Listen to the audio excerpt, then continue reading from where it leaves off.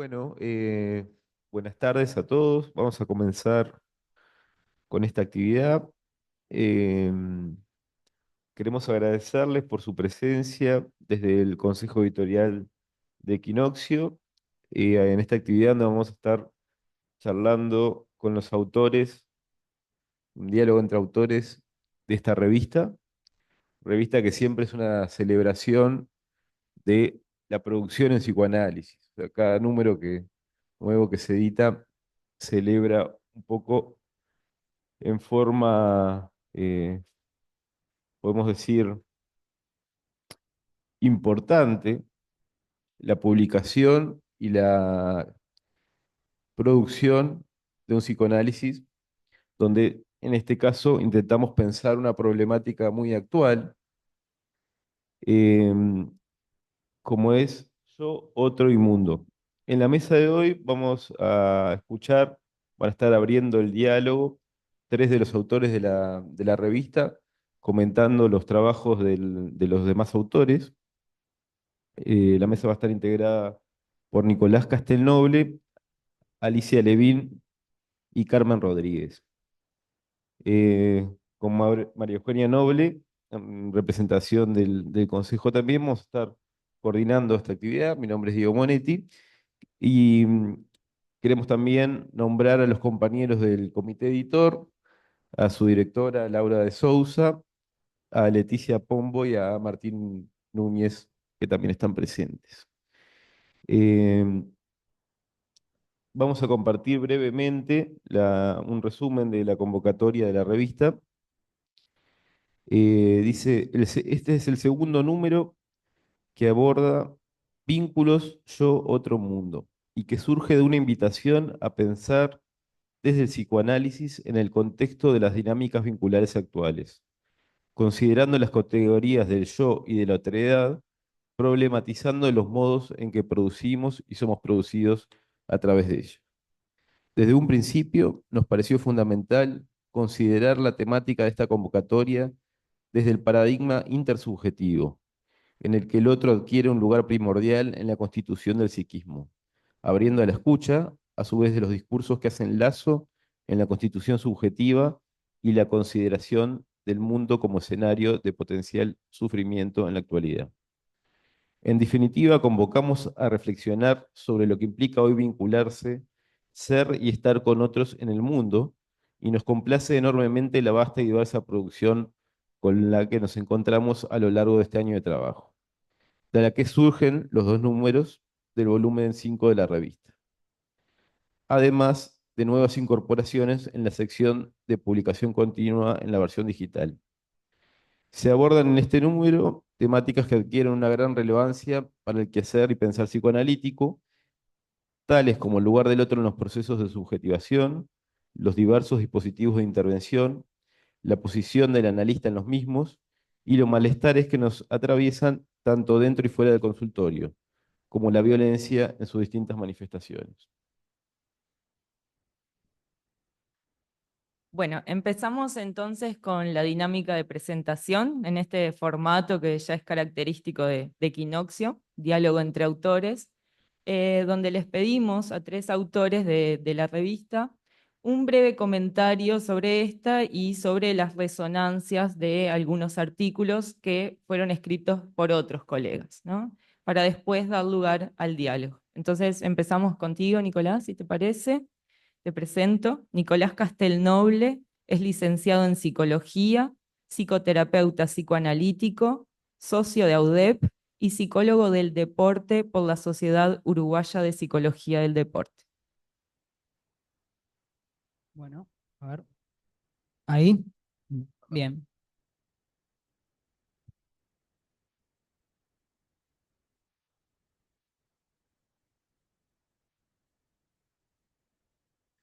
bien. ¿Me escuchan bien ahí? Bueno, buen mediodía para todos. Agradezco que estén aquí y a la gente que está en el Zoom también. Buen mediodía. Em, Estuve pensando bastante, implica un desafío estar aquí y poder resumir en pocos minutos algunas de las cosas que estuve leyendo respecto a los artículos. y también algunas de las sensaciones que tengo personalmente al estar aquí y lo que implica este número de equinoccio.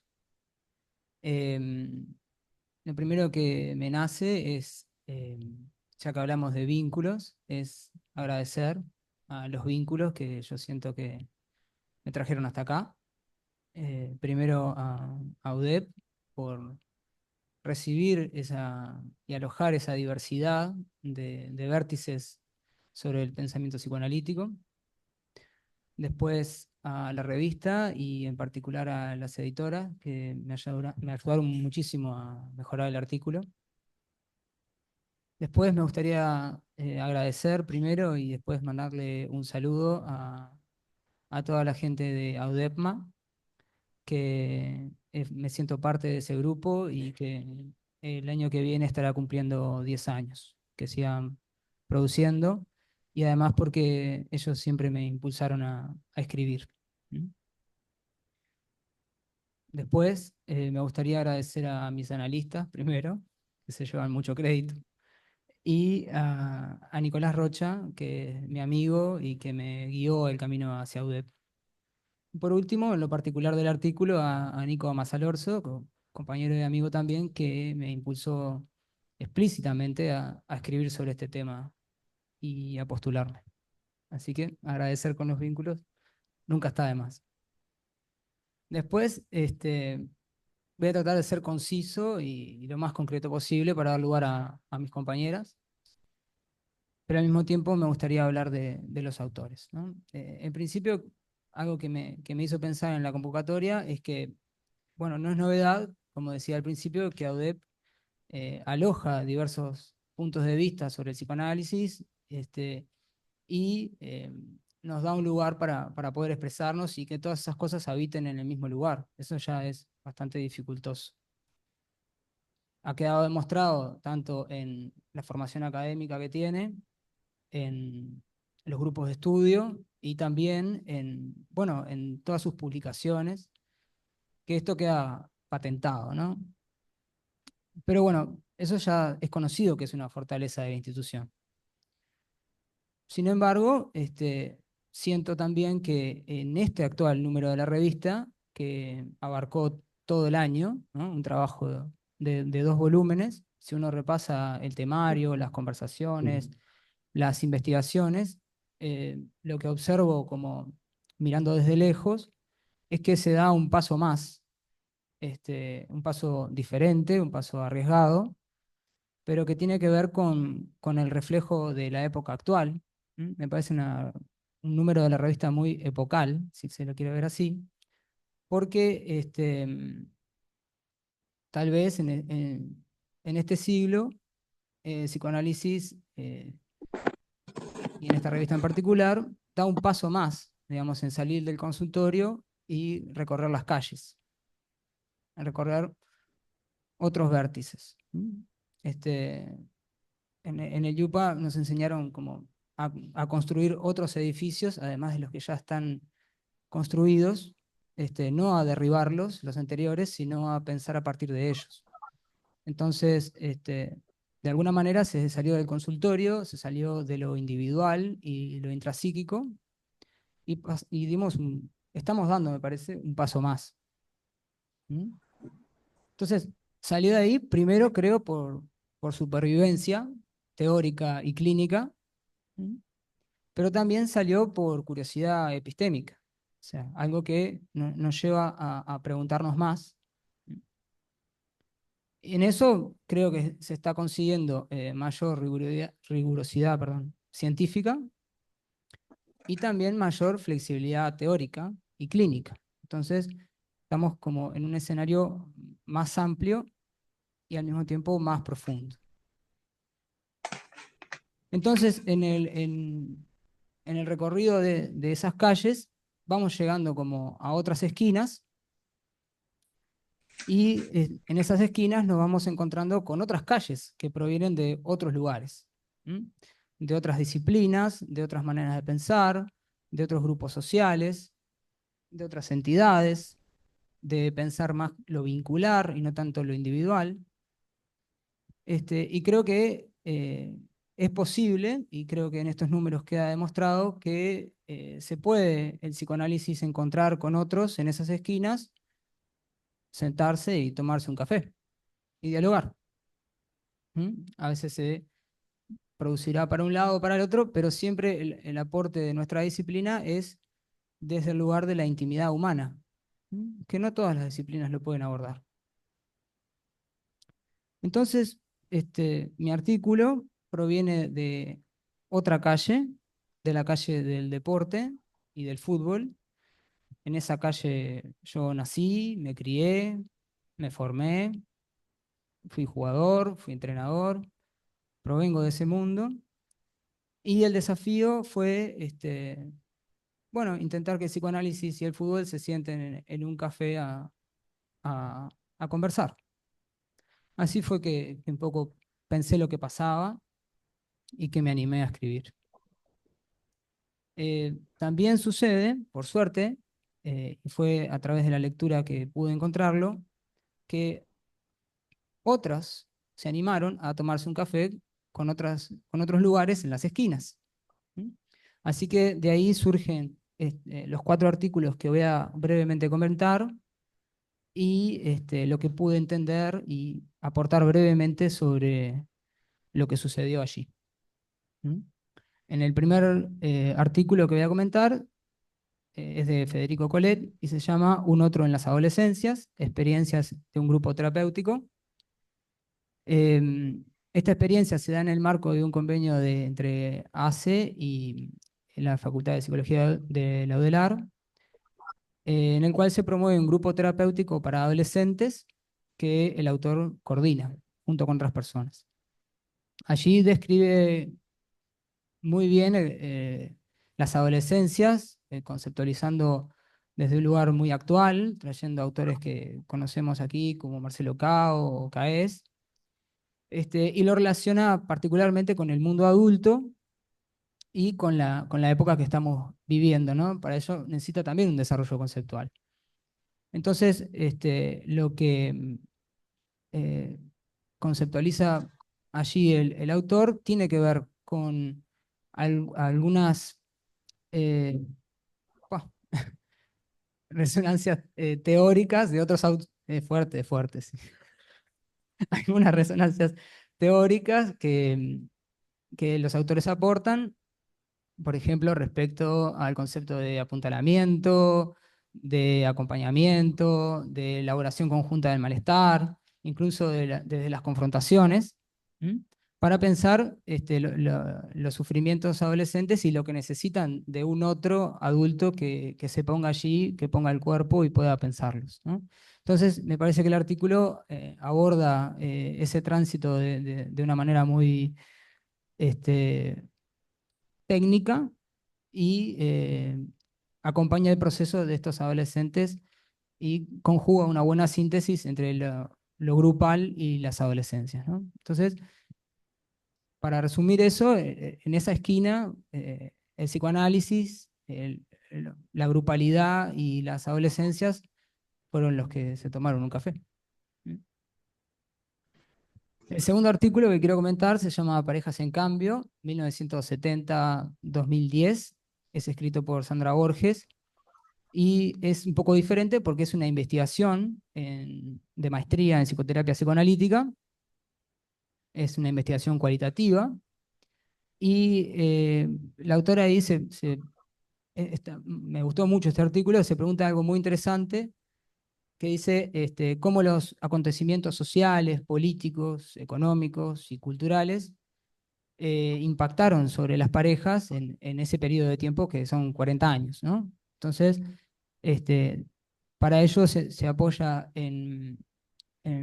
conceptualmente en lo transsubjetivo, no entra tanto en los vínculos de las parejas, o sea, la intimidad de cómo lo vivieron, sino en las modalidades de relación que se observan en lo social. ¿Mm? Entonces, la investigación está situada en Montevideo con una muestra y se puede observar, si uno lee el artículo, cómo va pasando en Montevideo desde la dictadura, las parejas más tradicionales, el matrimonio, hacia a un cambio en el siglo XXI que tiene que ver más con el lazo afectivo más libre. Bueno, el impacto del feminismo y las tecnologías, ¿no? En las modalidades de vínculo más digital o virtual, ¿no? Entonces, está muy bueno cómo va generando el pasaje y un aporte que me parece significativo es que no solo muestra cómo eh, los cambios sociales y culturales impactaron en las parejas, sino cómo las parejas se van apropiando de esos cambios y ellas mismas van dando solidez a los modelos vinculares para acentuar la transformación social. O sea, es como de ida y vuelta, ¿no? Entonces, eh, en un artículo que tiene en cuenta la investigación, allí se encontraron el psicoanálisis, la investigación y las parejas. ¿Mm? Mi tercer artículo asignado fue Vínculos en la hipermodernidad. ¿Voy muy rápido? ¿O está bien? Está bien. ¿Y de tiempo cómo voy? El más o menos. Ok. Voy al palo porque me corre el reloj. Eh, el tercer artículo fue Vínculos en la hipermodernidad, formación universitaria en el litoral del país, de Fernando Mier y Lucía Palermo. Este es un artículo que es particular porque si bien aborda al mismo tiempo que el primero que comenté sobre adolescencia y grupalidad, tiene algo distinto que se aborda a través de la vida universitaria y utiliza una técnica específica que es el fontolenguaje y se da en un contexto cultural donde las estudiantes universitarias tienen en el litoral del país la mayoría de las clases por Zoom. Entonces, el concepto de el cuerpo y la presencialidad no están muy bien contenidos. O sea, la mayoría de las personas no se conocen. A mí me pasó en pandemia con el Yupa el primer año, no nos conocíamos. Cuando nos conocimos fue como, ¿y vos quién sos?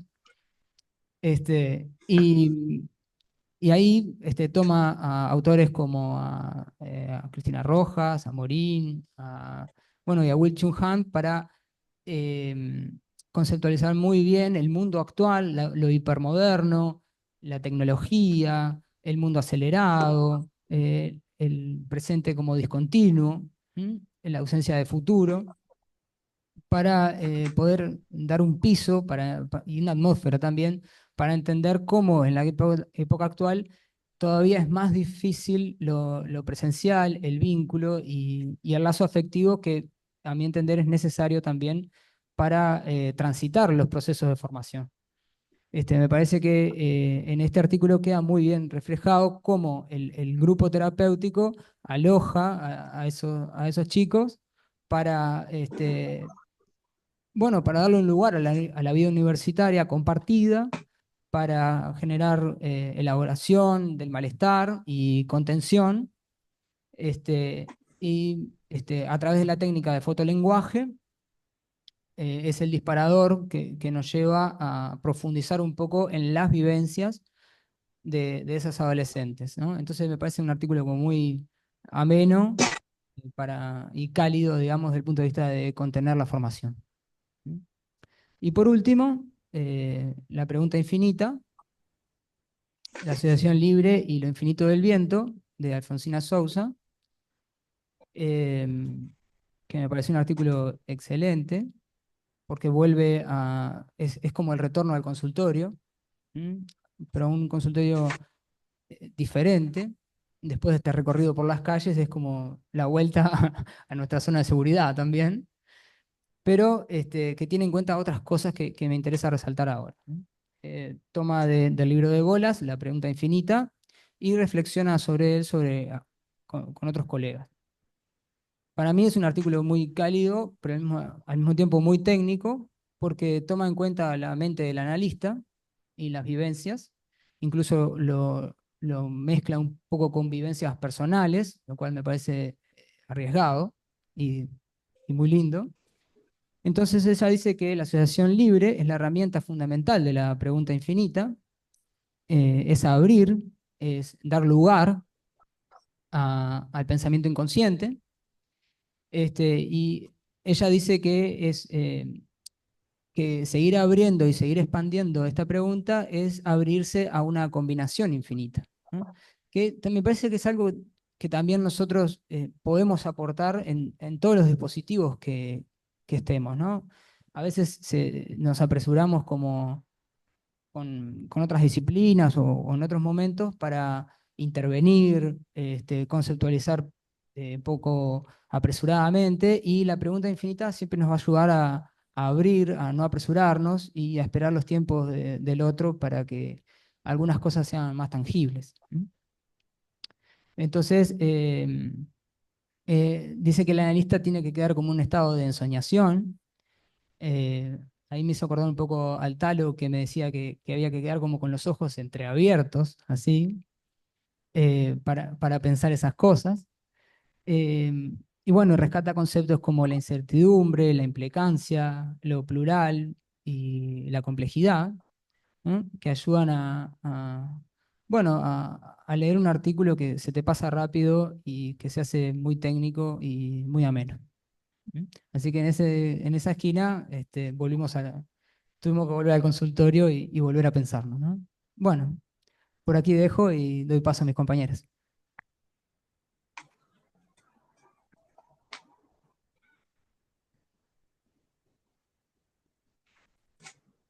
Bueno, muchas gracias, Nicolás. Gracias por tanto poder de síntesis, además. Vamos a seguir con Alicia, que nos acompaña vía Zoom, Alicia Levín. La voy a presentar, aunque decía recién ella que es de la casa, y es así. Alicia es licenciada en Psicología por la UBA, es psicoanalista, magíster en psicoanálisis, expresidenta de la Asociación Escuela Argentina de Psicoterapia para Graduados, fundadora del área Pensando desde Winnicott, autora de libros y textos en relación al psicoanálisis, miembro del Board Latinoamericano de Winnicott y actual directora de la Maestría en Psicoanálisis de la Asociación Escuela Argentina de Psicoterapia para Graduados y la Universidad Nacional de La Matanza. Además, es investigadora de trabajos interdisciplinarios. Bueno, muchas gracias. ¿Se escucha bien esta frase desde la pandemia? Bueno, gracias Equinoccio, muchas gracias. La verdad que haber trabajado y las editoras, el trabajo que se tomaron embelleciendo la palabra y el relato. Y gracias a UDET y gracias al instituto. Este fue un año muy intenso. Eh, dos menciones nada más. Yo estoy relacionada con AUDEP desde la época de Jorge Rosa, que lamentablemente lo perdimos, de Charo y de Doris. Y hace 20 años que ando con Mauricio, con Laura, que venimos ahora juntas de Chile, de ahí mi difonía del avión. Entonces agradezco que las nuevas generaciones estén interesados en invitarme y en participar. Yo por ahí entendí mal la consigna, pero no era mi tema ocuparme de mi texto. Yo entendí que me tenía que ocupar 5 minutos de los otros, pero tomando el tiempo, solo voy a decir que agradezco el formato, los felicito por el formato, porque es muy interesante. Me invitaron a conversar y que yo invite a alguien, y yo estoy en dos equipos, además. Uno es el Malestar en la Cultura, que Laura de Sousa conocía muy bien cuando me invitó y después me pasó a la gente de Equinoccio. Así que invité a Natán Sonis, que venimos trabajando desde el 2018, antes de la pandemia, y que hoy se llamaría, tal cual dijo el colega que me antecedió, malestares culturales, porque ya no podemos hablar de un malestar cultural, la verdad que malestares culturales. Tuvo un efecto de intervención el trabajar el odio organizado como crueldad y el conversatorio que hicimos, un efecto de intervención porque nos dejó pensando y leyéndolo, superó lo que imaginábamos que iba a suceder y pudimos trabajar con mucha libertad y repensar. Voy a tomar 3 coordenadas, solo los nombres: el odio organizado como crueldad, y el debilitamiento de los lazos. Que le tocó trabajar el conversatorio, supongo que vieron esto. Así que voy a pasar a mis compañeros, a mis colegas, ya vi que el tiempo marca. Voy a empezar con Carmen Rodríguez. Quería felicitarte. Nunca se me hubiese ocurrido hablar después de la violencia, porque tanta violencia, eh, todos saben, ¿no? De la fraternidad con Argentina, de la fraternidad de AUDEP con la EAPG, tenemos el mismo pluralismo, la misma horizontalidad, y el psicoanálisis nuevamente está invitado desde Freud hasta hoy y con diferentes psicoanálisis, no hay uno solo, a pensar este punto, por ejemplo, después de la violencia. Así que Carmen, mis felicitaciones, sobre todo porque incluye algo que a mí me interesa mucho, también tomé en el conversatorio, pandemia y después de la pandemia. A mí me parece que no solo no aprendimos nada, justamente después de la violencia, terminada la violencia de la pandemia, empieza Rusia y Ucrania. O sea, la verdad que no, ni hablar de lo que sigue después. Así que aprender no aprendimos. Y me parece que es un trabajo muy, muy agudo, sobre todo con un material clínico que no lo voy a espolear, así lo leen. La paciente se llama Paz, que no es su nombre, y tampoco es una alusión a lo revoltosa que es. Pero hay un fenómeno en el lugar que habitan estos niños con características de vulnerabilidad, que en la pandemia se desborda en todos los sentidos, se desbordan en la casa que los ahija y se desbordan en la institución. Entonces, lo que trae Carmen es justamente que sin otro no hay subjetividad. Y cómo hacer que ese otro aparezca para que no quede aniquilado, invisibilizado y además el propio niño dañado, ¿no? También me interesó mucho la diferencia, lo trae a Miller en ese punto, entre violencia como síntoma o violencia como pulsión de muerte. Ella de alguna manera arrima a lo paradojal, trae las paradojas de Winnicott también, que por ahí tendríamos que pensar en la pulsión de muerte, en la paradoja entre síntoma y pulsión de muerte en la violencia, ¿no? Pero que podría ser algo paradojal, pero que el síntoma traería algo de la invitación a la significación. Y que, ¿no?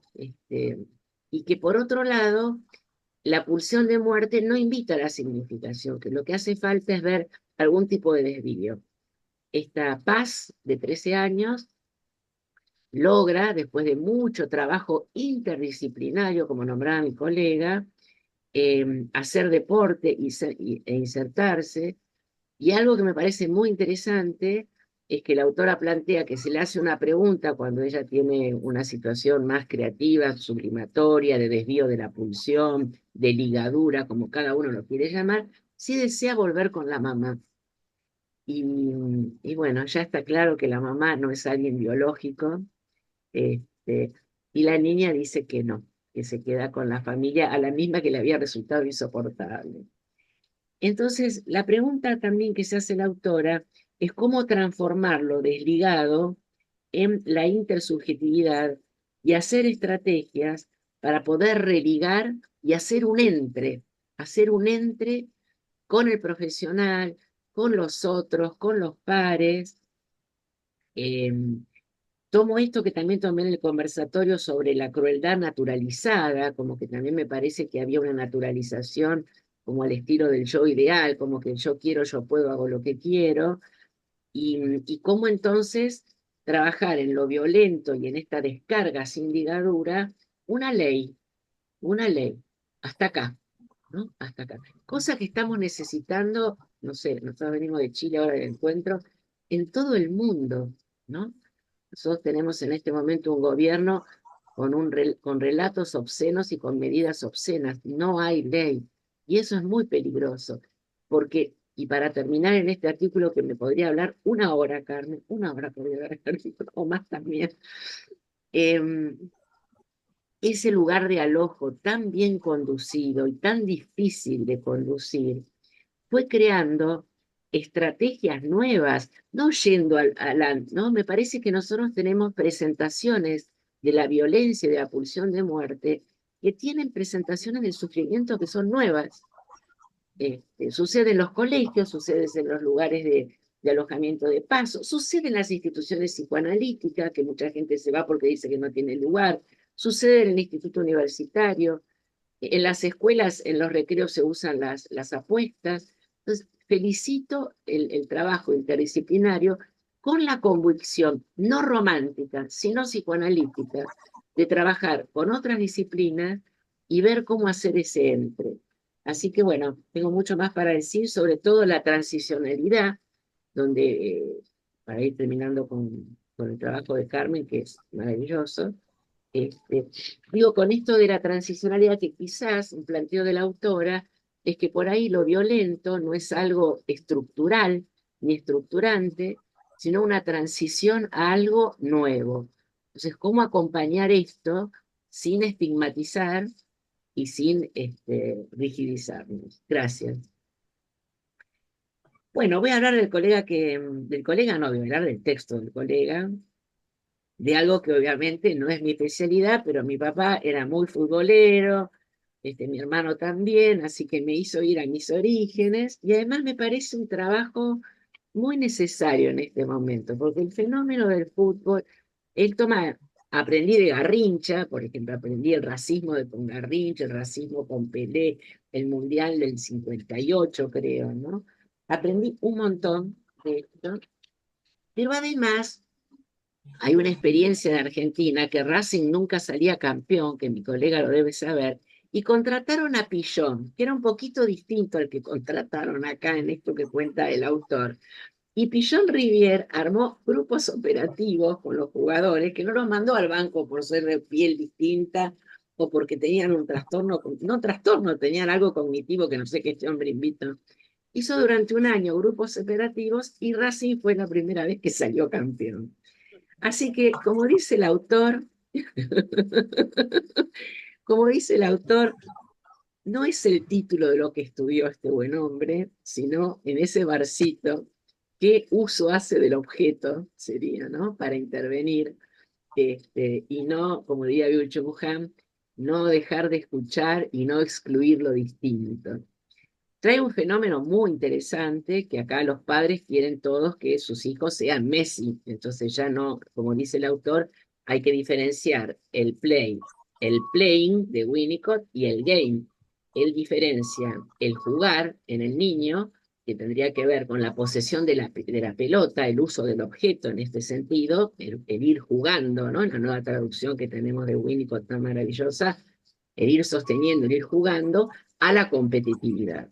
Competitividad que entre el mercado, el imperialismo y el capitalismo, la tecnología y el que todo el mundo se cree Messi, y quiere creerse Messi, cree que va a tener la plata que tiene Messi, no sé qué otra cosa, hay una pobreza, ¿no? Hay una pobreza de, de poder transmitir el valor del fútbol. Nosotros tenemos un ejemplo muy triste, nuestro nuevo ministerio de secretario de Infancia y Adolescencia, el trabajo trae algo de esto, es el dueño de un lugar de apuestas de ludopatías, igual que el del gobierno de la ciudad. Entonces, el Dibu tiene un número acá, el arquero este que ganó el premio, que es de apuestas, ¿no?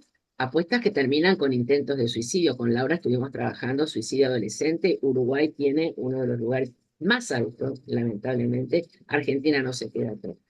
Entonces, las ludopatías son adicciones, son muy graves, y entonces el DIBU dice, para tomar lo que dice el autor, ¿no? La competitividad. Este número que tengo acá es para mayores de 18. Cuando el gobierno lo que dice, a partir de los 13, podés intervenir en inversiones y en otras cosas. No solo no hay que tener 18, sino que hay páginas paralelas para poder hacer otra cosa. Entonces el autor diferencia claramente lo que es jugar a la pelota, lo que es un mundial. Toma una cifra que se me puso piel de gallina, de 5.000 personas, es así, 5.000 personas entre la niñez y la adolescencia, que empiezan a jugar al fútbol, el 1% llega a estar en las primeras líneas. Entonces digo, ¿es fútbol o es en realidad una negociación de consumo de la camiseta, de esto, del otro, y desconocer al otro como otro compañero de juego? También toma la intersubjetividad de la que recién hablaba, porque me parece que justamente equipo es intersubjetividad. Hemos visto en los últimos mundiales un nivel de odio y de crueldad que está bastante lejos, ¿no? Con este señor Mampé y el otro, no sé qué historia. Y toma la transdisciplina como fenómeno cultural. La verdad, no sé dice su nombre, ¿sí? Nicolás Delgado. Nicolás toma mucho el tema de la transdisciplina y cómo funciona lo cultural. Les recomiendo el artículo porque es un atravesamiento, como si a través del fútbol hilara, de alguna manera importante, todo lo que sucede en la cultura, que es algo que a mí dije particularmente me interesa. También toma los mandatos, el género masculino en un momento, el jugador de fútbol tiene que ser masculino, ahora las campeonas son mujeres, las expectativas parentales, los procesos identitarios, las experiencias culturales, aquello que tenía que ver con eh, como lo que era un juego y como dije recién se transforma en algo de la competencia y que seguramente tendremos que ir tratando de ver qué posición narcisista hay en el mandato de ser jugador de fútbol a deseo jugar al fútbol, que queda francamente diferenciado en el texto de Newton. Bueno, voy a pasar al tercero para que no me reten. Quedó claro, ¿no? Esto del game, play y play, ¿no? Que me parece muy importante que lo puedan ver en el autor.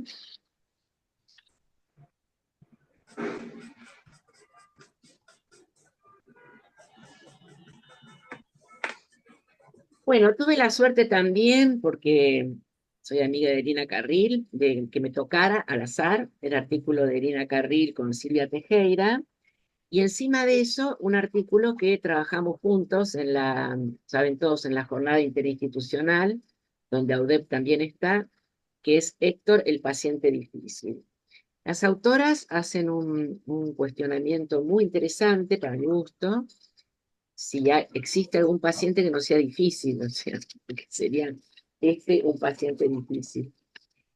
También hablan del psicoanálisis a medida y valoran mucho en el analista el lugar de conversar, que lejos de ser una conversación ordinaria, podría ser, saco la palabra encuadre, me voy más a Winnicott, a Marco, me voy más a como yo pienso, a un escenario donde el analista, plantean las autoras, pueda sentir aquello que Héctor no pudo vivir como experiencias originarias y primarias, sino que en este conversar de un paciente bastante fragmentario, diríamos, ¿no? Como disociado, con poca conexión, es alojado en un horario, en un sistema, en donde circula, eh, vuelvo a la IJAR, pero podría ser el analizar con un dispositivo distinto a, como dicen las autoras, a ir a ver si aparece algo de lo primario y de lo originario. No puede aparecer en esa clínica espontáneamente. Será para mi gusto, como coincido con las actoras, está bien. Coincido con ellas justamente en que es algo por venir, no es un punto de partida, la llegada a lo arcaico de lo primario, es un punto por venir.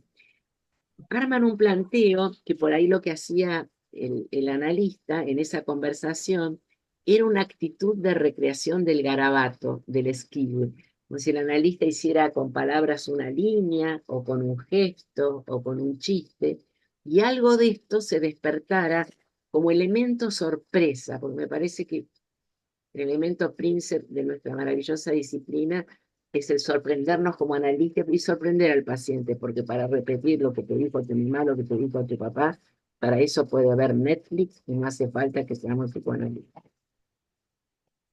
Ese algo más, dicen las autoras, ese algo más que llaman el sorprender. También ellas, muy inteligentemente, ponen interrogantes que no están en el material. Un caso, no sé quiénes participaron de la jornada, pero muy bien debatido y con mucha profundidad, y ellas van al hueso, van al hueso. Interrogantes como ¿qué pasa con la sexualidad? ¿Qué pasa con la masculinidad?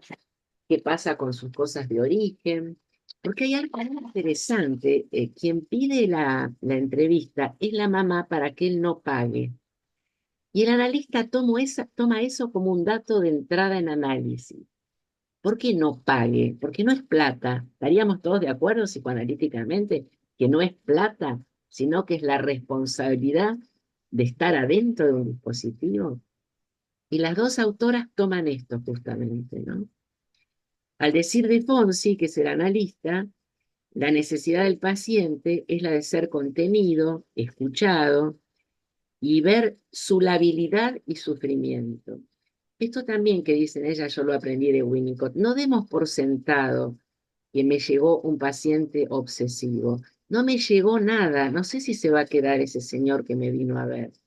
Quizás vino alguien como Héctor, el paciente que trabaja en las autoras, con una organización defensiva muy alta, ¿no? Algo del falso self, algo de la caracteropatía, como dicen las autoras, que puede ir como la cebolla desarmándose y el analista sobrevivir por fuera del masoquismo. Les agradezco la invitación, voy a ser muy rigurosa con el tiempo y hasta acá. Y después conversaremos. Gracias por los 3 trabajos que me dieron a elegir y gracias a los autores aprendí un montón.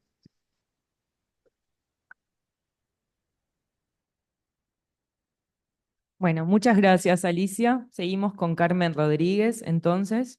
Carmen es licenciada en psicología, socioanalista, doctora en educación y especialista en abordajes interdisciplinarios de la salud mental infantil y adolescente. Además, es consultora de UNICEF y autora de diversas publicaciones a nivel nacional e internacional. Bueno, muchísimas gracias a UDEP, a Equinoccio y a Laura de Sousa en particular, que me hizo llegar la invitación hace unos meses para sumarme a la escritura de este volumen en un artículo que la verdad no hubiera visto la luz, quizás por muchísimo tiempo, porque no estaba en mi agenda divulgarlo. Era un borrador, un primer trazo, y bueno, me alegra mucho que ahora esté, y me alegran mucho las palabras de Alicia, por supuesto. Me conmueven y me alegran, y te las agradezco un montón. Em, bueno, me tocó comentar 3 artículos. El primero de Alicia Muniz, que está aquí en la sala. Caín, Abel y la solidaridad, lo fraterno en tiempos de guerras patricidas. Fratricidas. Em, bueno, la verdad que yo en primer lugar te felicito, me parece que es un alegato a lo fraterno el texto. Yo tengo la sensación de que, no sé si Alicia comparte este punto de vista, pero creo que hay, bueno, quizás tenga que decir algo antes, un poco para defenderme, y es decir que, a ver, yo suelo tener presente unas palabras de Deleuze, en alguno de sus textos, cuando él dice cada lector con sus subrayados, ¿no? Uno comenta un texto, eh, hace un subrayado personal, que no lo dice todo el texto, que quizás sea un malentendido del lector.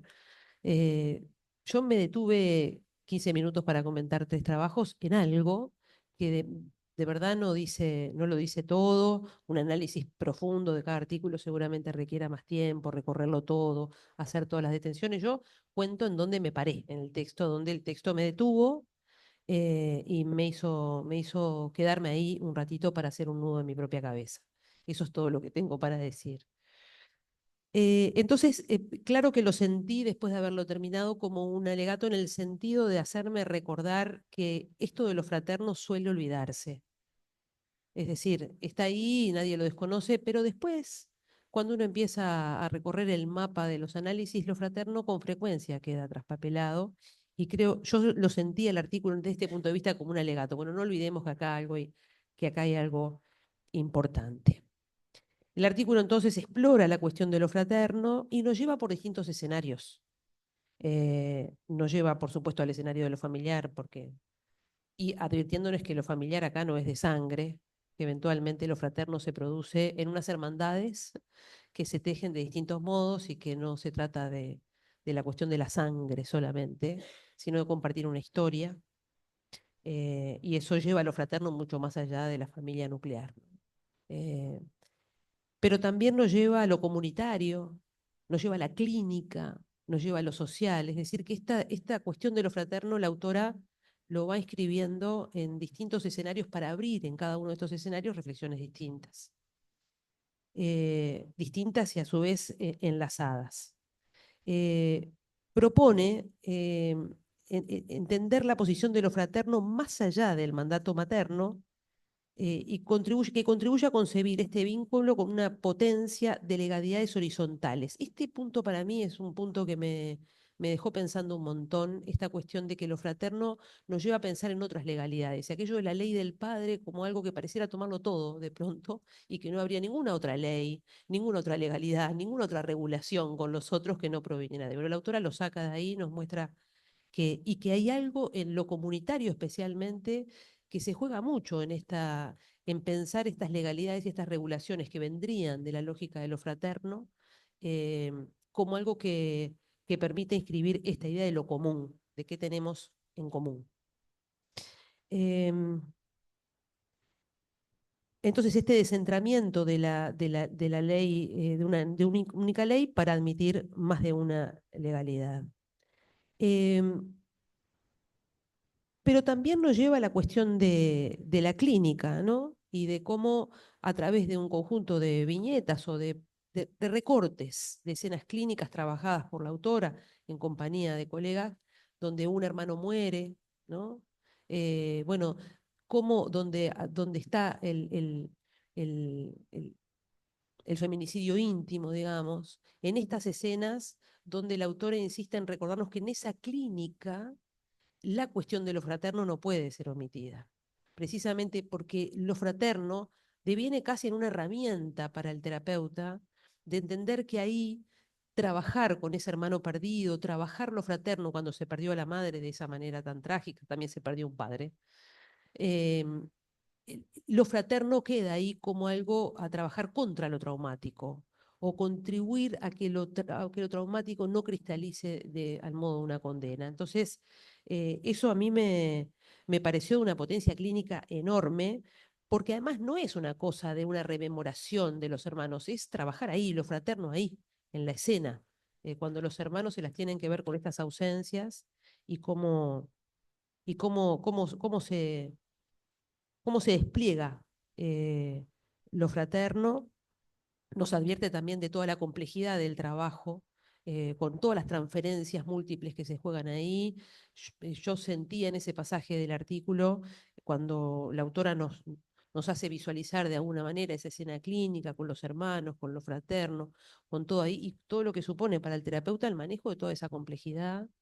eh, y creo que en ese sentido eh, sinceramente no he leído un artículo hasta ahora, no es que debe haber, pero por lo menos yo no he encontrado ningún artículo clínico que despliegue, que se detenga en esa escena y lo despliegue para advertirnos que ahí tenemos un recurso. Em, bueno, para finalizar, dice, este recorrido pretende dimensionar la potencia del vínculo fraterno en la producción subjetiva, así como también en la confrontación de la conformación de lo comunitario en tanto paridad diferenciada. La comprensión de esos fenómenos es esencial, esas son palabras de la autora, ya sea para el trabajo psicoterapéutico como para el análisis de los acontecimientos sociales en los que estamos implicados. Por supuesto que en este ir y venir entre la clínica, lo social, lo comunitario, todo el trabajo nos recuerda que estamos en tiempos donde la cuestión del semejante está muy comprometida y donde sentirnos hermanados, hay algo del tiempo que está en posición de ataque constantemente. Entonces,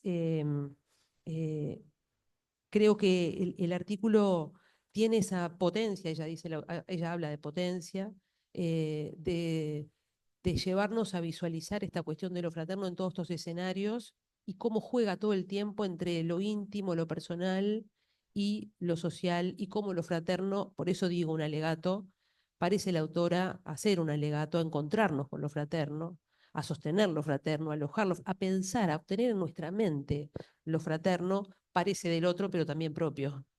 y en todo caso también en la construcción de comunidades en las cuales vivir, en el marco de una revista que se está preguntando a lo largo de todos los textos acerca de esto. Así que muchas gracias, Alicia. Una vez más aprendí, además de Rogers en la facultad, eh, una vez más me tocó aprender de Alicia. Muchísimas gracias. Bueno, el segundo artículo que me tocó comentar se llama Balance y Perspectivas, Comunidades Terapéuticas Uruguayas y Psicoanálisis, del Liceo Miguel González Regadas, que creo que no está aquí, ¿no? Ni en el Zoom, así que, bueno, no me puedo referir a él. Bueno, al Liceo le tenemos que, ¿cómo le dicen? ¿El Liceo o Miguel? El Liceo. Hay que agradecerle un trabajo histórico que hace, reconstruye la historia de las comunidades terapéuticas en Uruguay, empezando primero por el origen de esto en 1929, lo ubica ahí, digamos, en las primeras experiencias europeas. De comunidades terapéuticas, pero que después rápidamente nos trae a la década de los 80, donde surgen las primeras comunidades terapéuticas y recuerda aquella federación que ya no existe, pero que en cierto momento operó como una institución de segundo grado que nucleaba todas estas apuestas y estas iniciativas de las comunidades terapéuticas. Yo puedo recordar algo, no de tanto de los 80, sino de los 90 más, de la existencia de estas comunidades y de la apuesta a la existencia de esos espacios. Él va a hacer un recorrido entonces de la década de los 80 para acá, recordando que dichas comunidades se proponen articular, bueno, las dimensiones aludidas en esta convocatoria, no me quería referir a eso, sino que recordarnos que estos dispositivos, comunidades terapéuticas, son dispositivos donde personas que tienen problemáticas compartidas buscan modificarlas a través de un programa de actividades grupales. Los usuarios participan activamente durante todo el proceso con el objetivo central de reinsertarse en la sociedad de un modo diferente, alternativo al que traían cuando llegaron a la institución. Leo esta viñeta porque yo creo que en la actualidad, ya no en los 80, ya en los 90, esta idea está bastante extraviada. Y creo que yo puedo recordar algunas cuestiones, creo que los colegas y las colegas mayores deben recordar eh, con mucha potencia esos lugares y cómo la década de los 90 los hirió un poco no digo de muerte porque todavía algo sobrevive, pero que vinieron los 2000 y los 2010 y hay algo que creo que de la esencia de esas comunidades terapéuticas para el tratamiento de personas que necesitan vérselas con unos espacios que los sostengan, que los aguanten también, entre comillas, y que les ofrezcan un espacio donde ser alguien para alguien, diría Marcelo Viñar, y donde estar con otros, una lucha contra el aislamiento propio de ciertas formas de funcionamiento psíquico y de los estigmas que los otros ponen sobre las formas de sufrir del otro, ¿no? Entonces, como consultora de UNICEF me ha tocado visitar y comprender la dinámica de algunas instituciones que trabajan bajo la carátula de lo clínico en la actualidad y creo que nos hemos desviado bastante de, de ciertas ideas originarias. Creo que tenemos un problema serio. Hay un informe de la Institución de Derechos Humanos que presenta, si no lo conocen, se los recomiendo, hace 3 años, La infancia que no queremos ver. En mecanismo, fíjense, eh, la institución que se ocupa de visitar estas instituciones en la actualidad. El mecanismo de prevención de la tortura. Es fuerte. No quiero hacer una generalización ni decir cosas de las que me tenga que arrepentir respecto de las de instituciones que no conozco, pero sí quiero referirme anónimamente a algunas que sí conozco y que entiendo que la recuperación de esta idea de espacios de vida, de espacios dignos, de espacios donde funcionar como se funciona, pero donde la dignidad del otro esté a salvo, eh, urgen en la actualidad. Y por eso yo creo que el liceo hace un aporte enorme para contarnos esta historia, para hacer una serie de recomendaciones de lo que tendríamos que hacer en la actualidad. eh, y sobre todo al lector, a mí me puso como lectora a pensar y a evocar la urgencia de ubicarnos en una actualidad para ir a buscar, como en tantas otras cosas de la actualidad, John Rivière, ir a buscar algunas cosas que se nos trapapelaron en el tiempo. No por una cuestión así melancólica. La verdad que incluso rechazo toda esa posición desde hace mucho tiempo. No creo que haya que ir al pasado, pero hay que hacerse cargo de unas transmisiones y hay que reconocer que cierta actualidad pasó por alto y sedimentó muchas piezas muy valiosas de un pasado reciente que hay que ir a buscar para traerlas a la actualidad. No creo que haya mejor tiempo histórico que este, mejor y peor a la vez para ocuparnos de los temas de salud mental. En el debate político, en la palestra política, este es un asunto que urge. Creo que hay una oportunidad para... Y el autor nos dice algo muy interesante. Nos dice que no se trata solo de decir que se hace al modo gestionario, sino se trata de decir qué marco conceptual está atrás de las acciones. Y me consta que muchas veces ese marco conceptual está bastante omitido. Por supuesto que el autor apela a ubicar al psicoanálisis como un corpus teórico, una herencia epistemológica y un acervo práctico, a ponerlo a la luz de una historia en la actualidad para hacer un aporte en un tema que nos tiene que conmover hasta el tuétano porque los desastres están en curso, los desastres institucionales están en curso y tenemos que salir a buscar ciertas historias para reconstruir comunidades terapéuticas que, que recuperen la dignidad del otro, pero la nuestra también. Porque yo creo que ciertos dispositivos son un ataque a nuestra propia dignidad. Digo, la dignidad de los profesionales de la salud mental. Así que me parece un artículo así como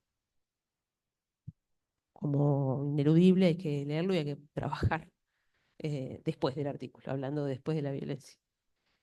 Bueno, y después me toca comentar una conversación enorme entre Alicia y, y Natán. Es una conversación en la que todo el tiempo uno quiere meterse. Es una conversación entre amigos, apasionada, fresca. Una conversación divina, de verdad. Es una conversación divina, divertida. Uno quiere estar ahí, nos ponen ahí, el lector entra un poco en la discusión. Ya lo dijo Alicia, se trata de una conversación sobre estos tiempos, sobre el odio devenido en crueldad, sobre la exaltación de un narcisismo que parece que toma esa forma que dijo Alicia, mi guión ley. Es decir, que diría, no se trata tanto de la ausencia de una ley, sino de que alguien quiere instalar, como en la horda, como en los tiempos de la horda, de Totem y Tabú, mi ley. Eh, Así que es una conversación impresionante. ¿En dónde, hablando del odio devenido en crueldad, hablando del otro, hablando de la exaltación de un narcisismo loco? Bueno, todo, siempre es un poco loco. Pero bueno, y, y a través de unas conversaciones que parece que vienen de antes sobre el malestar en la cultura y sobre cuál es el malestar en nuestra cultura. Por eso los autores, ya es linda la conversación porque yo borraría los nombres, ¿no? Porque ya tienen esa cadencia de que habla uno, habla el otro. No ay, también estamos tan carentes de conversación, ¿no? eh, de escucharnos así, de afectarnos, de que lo que decís me lleva a mí a una asociación. Así que hay algo en el texto, pero hay algo en el acto de la conversación. Bueno, y al final uno o el otro, creo que es Natán, pero no importa, lo podría haber dicho Alicia, dicen, bueno, capaz que hay que hablar de una cultura del malestar, ¿no? Y dar vuelta un poco el título freudiano. Y por supuesto que hay dos nudos en los que yo me detuve mucho, que tiene que ver con estos narcisismos exaltados y con estas fallas en la narcisización, ¿no? Como si estuviéramos precisamente dice, si ha sido narcisizado de alguna forma con fallas, va a haber un yo que de alguna manera queda con un obstáculo a la hora de hacer lazo, de hacer ligadura. No nos olvidemos del mito de Narciso. No puede hacer lazo, se queda mirando su imagen hasta que se muere. Y por eso es el filósofo Byung-Chul Han el que en ese texto genial nos recuerda que el narcisismo no tiene nada de amor y que, y que, y que en todo caso el amor siempre es al otro. Eh, bueno, así que hay todo un pasaje de la conversación muy rica, muy fecunda, de cómo casi hacer una pedagogía de a qué se refieren con estas fallas en los narcisismos y a lo que los niños bueno, y los grandes también estamos viendo, lo vemos en todos lados, en la clínica, en los espacios sociales. Y el otro anudamiento muy interesante tiene que ver con la velocidad del tiempo. Y con precisamente con eso que el psicoanálisis invita en la clínica, invita en el pensamiento, a eh, a lentecer algo, ¿no? Quiero decir, en la velocidad perdemos cosas. Yo pierdo cosas realmente, pierdo las llaves, no sé dónde están las cosas, en serio, perdemos cosas. Pero hay algo de una conceptualización acerca de cuál sería la función del psicoanálisis en esta época, ¿no? Y una función que sería invitar a los sujetos que se aproximen a estos dispositivos tocados y afectados por el psicoanálisis, a, a noticiarse que hay algo que requiere un proceso y que es lento. Y es lindo cuando dicen que, bueno, qué sé yo, hay algo del amor que requiere esa construcción, ¿no? El tiempo lento del amor y el tiempo de la construcción. Así que es una conversación apasionante, el domingo de mañana se hacen ustedes, hacen ¡pum! Y pasan por la conversación muy rápido, muy rápido, muy rápido. Así que bueno, terminan haciendo esta afirmación. Es complejo el vínculo con el otro, sin dudas, pero sin ese otro no hay nada, solo el vacío. Así que bueno, felicitaciones Alicia, gracias por la conversación, en el relato y en el acto. Y bueno, y gracias por darme esta opción así de hablar públicamente de los artículos. Gracias, Carmen, precioso, gracias.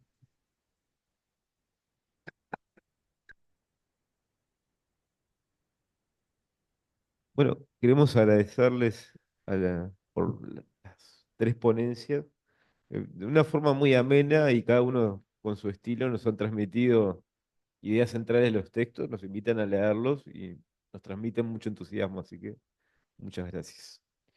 Eh, Antes de pasar al intercambio, queremos mencionar las dos reseñas que están presentes en la revista y un artículo que está en proceso de edición aún, pero que seguramente en breve va a estar también publicado en la sección de publicación continua. Entonces voy a hacer referencia a la primera reseña que está realizada por Mariana Revelo y está escrita a propósito del libro Los fantasmas de mi vida de Mark Fisher. Nos invita a acercarnos a estos escritos sobre depresión, ontología y futuros perdidos. Es una colección de ensayos del escritor, que además es editor y crítico musical inglés que ha fallecido en 2017. Y el hilo conductor de estos escritos podría pensarse como la crítica y el análisis cultural en el intento por ensayar alternativas a una posible depresión de época. ¿Está? Esta es la primera reseña. Eugenia, transmítela. Bueno, hay una segunda reseña además, que es sobre la novela Viralata del escritor uruguayo Fabián Severo, que está escrita por Stephanie García de Arroz. Bueno, es un texto que tiene la particularidad de que está escrito en portuñol sobre un personaje que es de frontera, un viralata o un perro callejero sin raza, como sería la traducción. Y bueno, se trata de un relato muy conmovedor y sensible que lleva a pensar en distintas representaciones de la subjetividad, sobre todo en contextos donde hay pluralidad cultural, ¿no?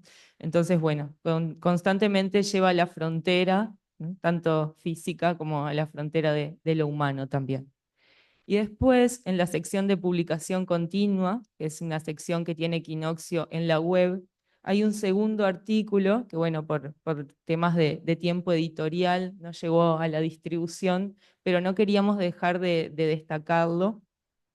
Es un artículo de Carolina Rogel, que nos acompaña por Zoom, creo, una colega de Audep Maldonado, y se llama Entretejiendo miradas, un abrigo para las infancias. En este trabajo, Carolina integra aportes psicoanalíticos sobre los procesos de subjetivación y reflexiona sobre los soportes necesarios para sostener a las infancias, desde una perspectiva de derechos y señalando la importancia de la interdisciplina. Además, aporta experiencias clínicas que reflejan algunas características de Maldonado, es una gran riqueza de este artículo con mucha frescura además, e intenta generar un posicionamiento desde lo que sí se puede hacer cuando se trabaja en situaciones que podríamos llamar en los bordes. Va a incluir categorías de análisis desde la clínica socioeducativa y alude a la responsabilidad de ser parte de un tejido que va a impactar en un psiquismo abierto, donde la posibilidad de inaugurar nuevos comienzos nos convoca como profesionales del lazo, impulsándonos a diseñar artesanalmente hilos, siguiendo la metáfora de Carolina, posibles para poder entretejer y abrigar a todas y cada una de las infancias. Así que bueno, pronto lo podrán encontrar también en la web de Equinoccio, en la página de AUDEP. Bueno, queremos agradecerle también la presencia de los y las autoras que están aquí hoy con nosotros y también a los integrantes del Comité Científico Internacional que nos han acompañado vía Zoom. Y abrimos entonces al diálogo sobre las exposiciones o sobre lo que considere. Sí. Una pregunta, comentario, intervención. Alicia. Alicia. Sí, bueno, para, para patear la pelota, como diría mi colega, y empezar a hacerla circular. Algo que ahora que es oído y no leído, como decía Carmen, eh, felicitar a la editorial, no sé cómo lo pensaron, Equinoccio, la necesidad de esta revista. Como decía Carmen, eh, no va la nostalgia, porque tampoco fue bueno, los que somos más grandecitos, segunda vez que lo digo, ya lo tengo en cuenta, fuimos formateados por una propuesta de psicoanálisis sagrado, ¿sí? Y sagrado y psicoanálisis no va, no es esto. Entonces a mí me parece que todo el tiempo en la formación, en la revista, en los institutos universitarios, tenemos que trabajar esa velocidad. Nosotros en la institución, la mayoría ustedes tienen mucho más alumnos que nosotros, ya estuve hablando con Mauricio, pero por ejemplo, 40 alumnos que vienen, 30 quieren estudiar psicoanálisis en el intensivo. ¿Saben lo que es un intensivo? Es una vez por mes, 8 horas un viernes, 8 horas un sábado. Como decíamos recién, el psicoanálisis necesita elaboración, no es que yo me leo la introducción a los sueños y al otro día leo introducción al narcisismo. Entonces, si nosotros que estamos participando de instituciones no hacemos esto, donde la palabra equinoccio queda escrita y se pone como bibliografía para el instituto y se recomienda y se retrabaja, eh, lo hicieron nuestros maestros y a nosotros nos toca ahora, con toda esta movida, porque coincido con quienes me antecedieron, que justamente esto que jugamos con Natán, si es el cultural malestar o el malestar de la cultura, ¿no? O sea, y mi ley, mi ley, mi ley. El único país que votó en contra sobre el tema de género es la Argentina, o sea, siglo XXI. Estamos peor que en el siglo XIII, estaban más lindas las princesas. Este, entonces valoro mucho esta reunión, valoro mucho el trabajo de la editorial, porque es nuestra obligación, nuestra responsabilidad, o sea, obligación que va del super yo, en actualizar. Acá escuché que se nombraban hospitales, investigaciones, equipos de trabajo, casas de albergar niños vulnerables, cada vez más gente en situación de calle y carteles que dicen hay que limpiar Buenos Aires. No sé, no hay que ser psicoanalista, que cada vez que vino alguien al Colón o no sé cuánto, viene la municipalidad y mete toda la gente en situación de calle no sé dónde, después salen otra vez. Lo sucio sería el imposible de la caída de la caída de la subjetividad. Es un objeto que se guarda de un paciente que dice, mira, yo vengo, lo pongo en una conversación, ¿no? Yo vengo a pedir tips, porque mi nena no duerme, tiene 5 años de, no, Carmen se ríe. Tengo 5, digo, ¿cuándo empezó a dormir? No, no, por el hecho de 5 años, la técnica esta que la pego, no sé cómo lo entienden, parece que me pego. Entonces, el niño tiene 5 años de colecho, no tiene el movimiento de la motricidad de la cuchara, porque hay que chupar la banana, hay que chupar la palta. Entonces, escuchaba en un equipo interdisciplinario, una pediatra, que ella está empezando a hacer diagnósticos, junto con la psicoanalista que trabaja en parentalidades, en el piso con el niño, a ver cuál es su motricidad. Porque si todo chupo y si la cama es, o sea, la sexualidad de la pareja, olvídate, pochocleamos y maratoneamos, ya está. Netflix te dice qué tenés que ver esta noche. Justamente algo que escuché mucho en todo lo que me antecedieron es que la resistencia se hace todo el tiempo generando prácticas y teorías, pero compartiéndolas. Entonces, nombré Pillón, podía nombrar Ulloa, pero tomar algo que tuvo efecto, actualizándolo, actualizando. Y agradezco en este sentido todo lo que pasó y lo que está pasando en Gerundio, por la actualización del psicoanálisis permanente. La joya, la maravilla, joya no me gusta, la maravilla de nuestra disciplina es que nosotros no paramos de estudiar. Nosotros no paramos de estudiar, necesitamos no parar de estudiar. Y muchas veces el que viene a formarse en la especialización o en la maestría está progresando detrás de un cargo en un hospital a ver si tiene la especialización y no hay tiempo para formarse. Entonces, esta velocidad que es un como si, nosotros tenemos dispositivos para poder pensarla, tenemos dispositivos. Solo eso.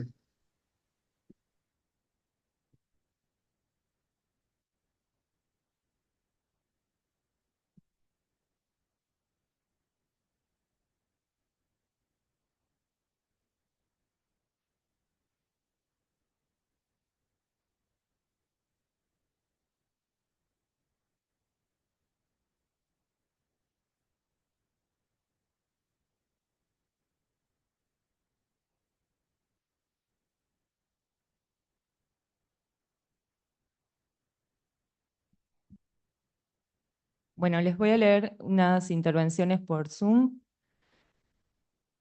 Excelente las intervenciones, felicitando a las ponencias. Después tenemos muchas gracias a Carmen Rodríguez por tus excelentes comentarios de los artículos y diálogo y por ¿leo? La convocación tan motivante a acercarnos a ellos. Una pena no pude escuchar a Alicia Levini y Nicolás Castelnoble. Felicitaciones a todos los autores.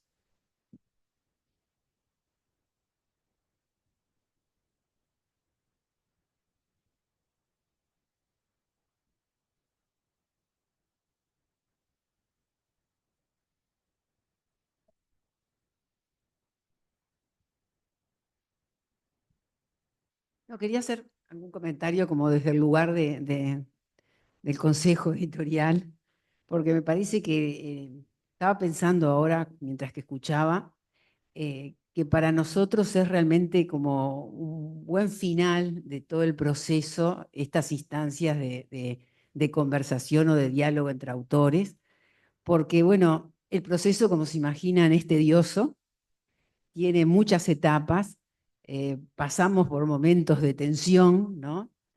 Pero el producto, siempre me parece que guardamos como muy buenos recuerdos cuando vemos la revista, este, cómo queda, pero también con todo esto que aparece a través de los comentarios de los autores que comentan de sus trabajos o de los de otros, ¿no?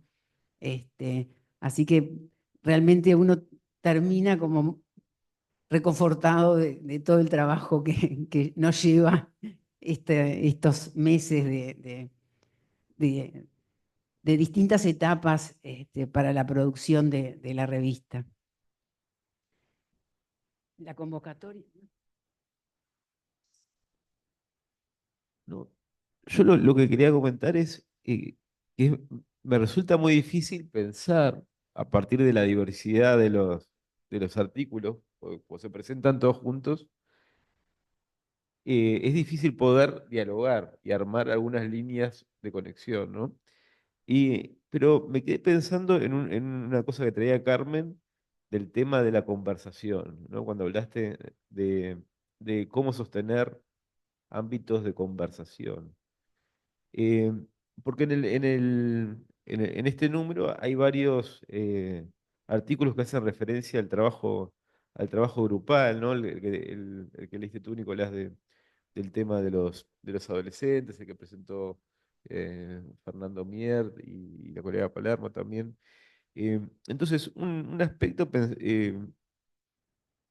porque además me dedico a los grupos, es la importancia de como psicoanalistas no quedarnos únicamente con el dispositivo individual. Esto que traías vos, Nicolás, que me gustó la metáfora que usaste de salir a tomar un café como instancia de conversación, ¿no? Y donde a veces está difícil encontrarse hoy a tomar un café con alguien, sentarse un ratito en una mesa.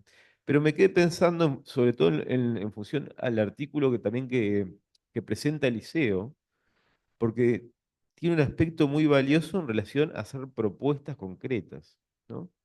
Propuestas concretas desde el psicoanálisis para una aportación a pensar, por ejemplo, las políticas sociales, ¿no?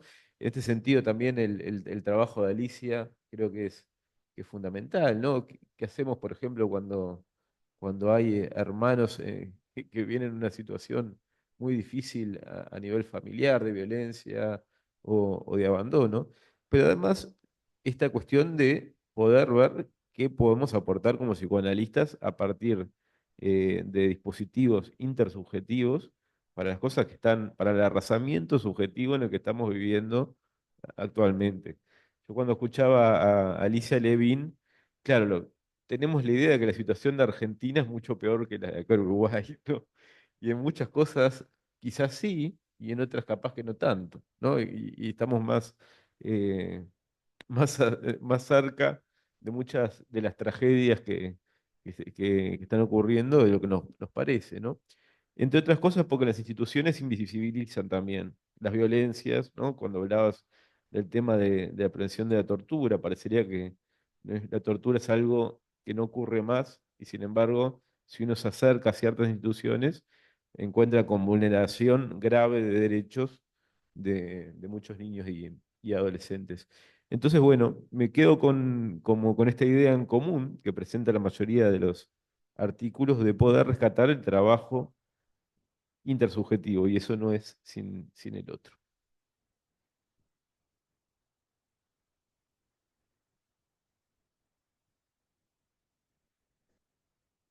Está,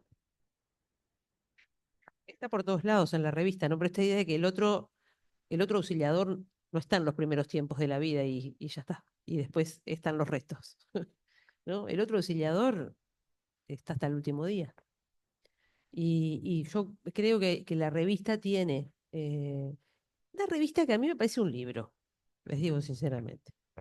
Está bien, tiene toda la lógica de la revista, pero hay algo de libro en el...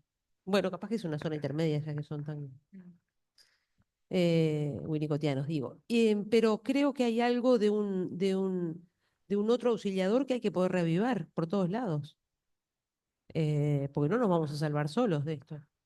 Y la revista, el libro, tiene mucho material de todas estas figuras, ¿no? Lo trae Alicia, lo trae las dos Alicias en los artículos que yo leí. Eh, bueno, en esta idea de las instituciones, del lugar de las instituciones.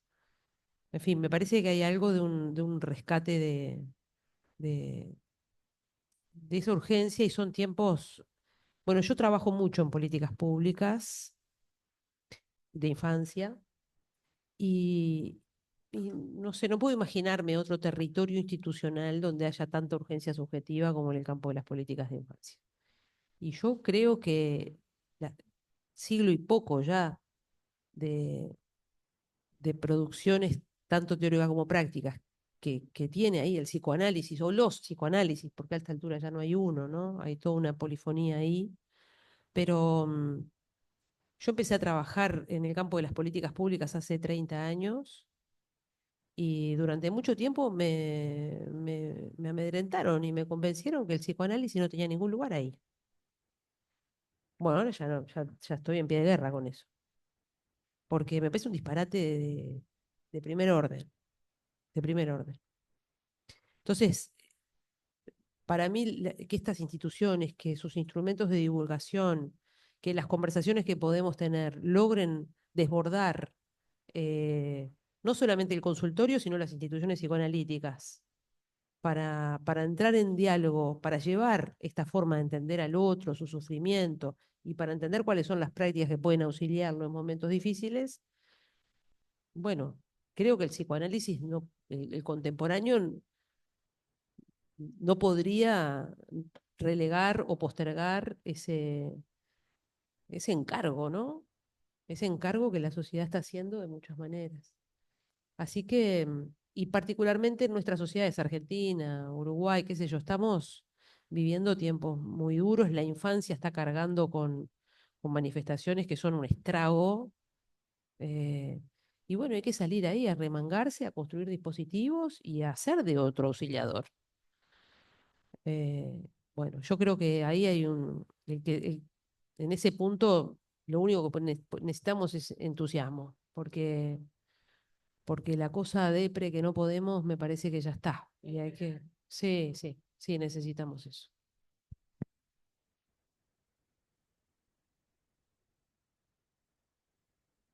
Bueno, les agradecemos nuevamente. Vamos a terminar la actividad con la lectura ya de la convocatoria al próximo número, esperando que les genere entusiasmo también. El próximo número va a ser sobre intervenciones psicoanalíticas y les voy a compartir la convocatoria. Las intervenciones psicoanalíticas son las cosas del hacer y del decir del terapeuta, ni intuitivas, ni indiferentes, sino determinadas por la persona del terapeuta, por sus teorías y sus creencias, su ideología y sus efectos. Esta es una cita de Charo Allegui. La pregunta por el quehacer psicoanalítico ha sido fundamental desde los inicios de la institución.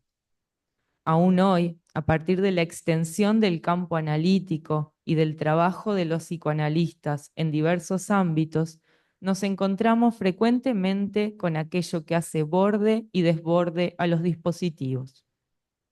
Estos desbordes nos interpelan a pensar y a revisar nuestras teorías y formas de intervenir y estar en la clínica. El trabajo con pacientes difíciles, funcionamientos borderline, adicciones, conflictivas de pareja, grupos o malestares institucionales y comunitarios nos enfrenta cotidianamente a situaciones que nos ubican en el límite de nuestros saberes y capacidad de respuesta y nos implican en un hacer en la inmanencia a partir de lo inédito del acontecimiento.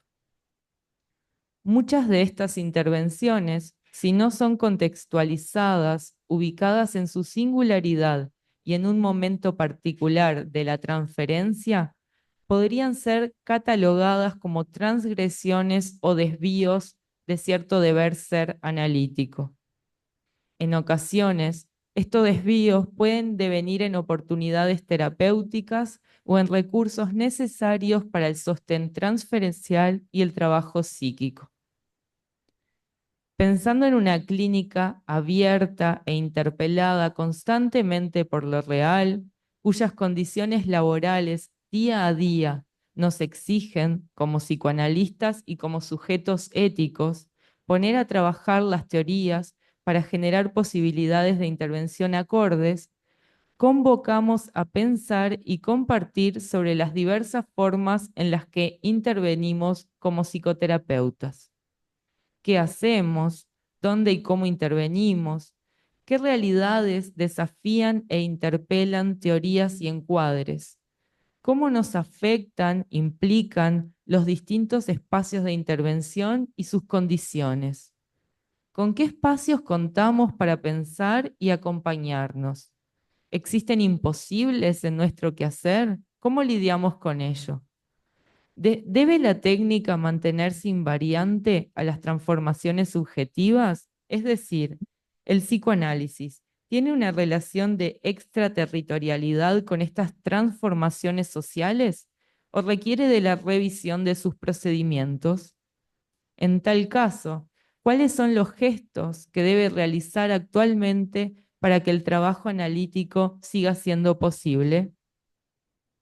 A propósito de las múltiples formas de intervenir en el marco psicoanalítico, invitamos a compartir experiencias que inauguran, experiencias que no resultan, pero que en todo caso amplían un repertorio de herramientas y concepciones allí donde la interpretación se vuelve insuficiente.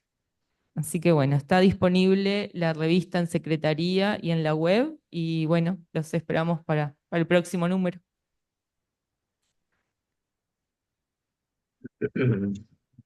Acá me preguntan los colegas si se puede ver la revista en la web. ¿Cuál sería el link, esta revista de Equinoccio? Va a estar a partir de esta tarde en la web de AUDEP, en el menú de publicaciones está la web de Equinoccio. Si no, Muchísimas también en el gracias. buscador puedes poner Equinoccio AUDEP y están disponibles todos los números. Muchísimas gracias. Y gracias por lo de hoy, ¿eh?